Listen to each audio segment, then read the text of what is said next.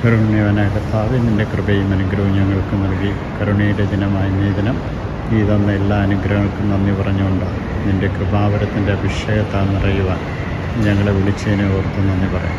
അങ്ങയുടെ തിരുഹൃദയത്തിനും കാരുണ്യ സ്രോതസ്സായി ഒഴുകിയിറങ്ങി രക്തത്താലും തിരുജലത്താലും ഞങ്ങളെ ഓരോരുത്തരെയും അങ്ങ് വിശുദ്ധീകരിച്ചതിനെ ഓർത്ത് നന്ദി പറഞ്ഞ് സ്തുതിക്കുന്നു. കാരുണ്യവാനായ കർത്താവേ, തോമസ് ഇങ്ങ് വരിക, എൻ്റെ കൈകൾ കാണുക, പിലാവ് കാണുക, നിൻ്റെ കൈ ഇട്ടുകൊള്ളുക എന്ന് പറഞ്ഞ ഇന്നേ ദിനം തന്നെ കരുണയുടെ ദിനം ഞങ്ങൾ ആഘോഷിക്കുമ്പോൾ നിൻ്റെ കരുണയും നിൻ്റെ സ്നേഹവും നിൻ്റെ ശക്തി, നിൻ്റെ അഭിഷേകവും ഞങ്ങൾക്ക് ഓരോരുത്തർക്കും നൽകി അനുഗ്രഹിക്കണം. നിൻ്റെ കൃപാവരത്തിൻ്റെ അഭിഷേകത്താൽ നിറഞ്ഞ് നിൻ്റെ സാന്നിധ്യം അനുഭവിക്കുവാൻ ഞങ്ങൾക്ക് ഓരോരുത്തർക്കും നൽകിയ കൃപയെ ഓർത്തുകൊണ്ട് നന്ദി പറഞ്ഞ് ഞങ്ങൾ അങ്ങേ സ്തുതിക്കുന്നു.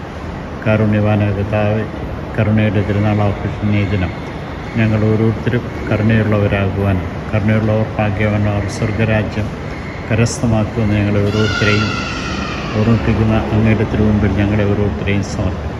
ഈ ദിവസം നൽകിയ എല്ലാ അനുഗ്രഹങ്ങൾക്കും നന്ദി പറഞ്ഞുകൊണ്ട് ഞാൻ അങ്ങേ സ്തുതിച്ച് ആരാധിച്ച് മഹത്വപ്പെടുത്തി അങ്ങേക്ക് നന്ദി പറയും. ഞങ്ങളെയും ഞങ്ങളുടെ കുടുംബങ്ങളെയും ഇന്നുവരെ കാത്തു പരിപാലിച്ച് അങ്ങയുടെ കൃപാവരത്തിൻ്റെ അഭിഷേകത്താൽ ഞങ്ങളെ നിറച്ച് നയിച്ചതിനെ ഓർത്ത് നന്ദി പറയാം.